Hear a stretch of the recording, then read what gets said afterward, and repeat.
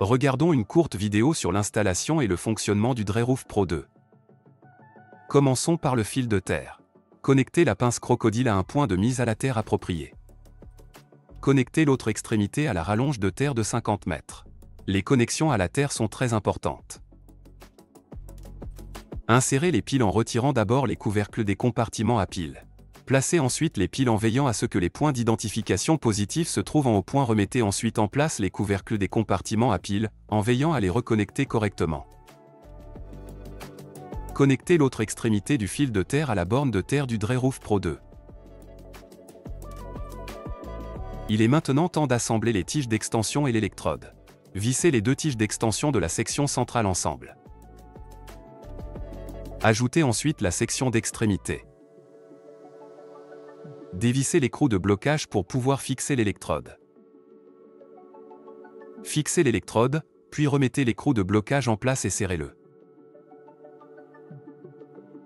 Enfin, vissez la perche dans la poignée.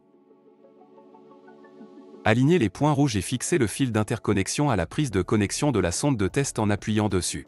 Ne pas tordre. Alignez à nouveau les points rouges et faites de même avec l'autre extrémité du fil en le poussant dans la prise de la poignée. Il est maintenant temps de régler la tension.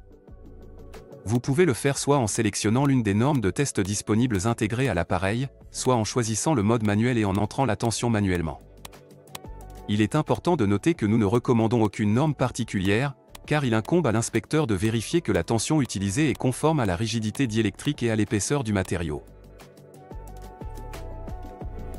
Le bracelet électrostatique permet d'éviter les chocs statiques désagréables mais inoffensifs.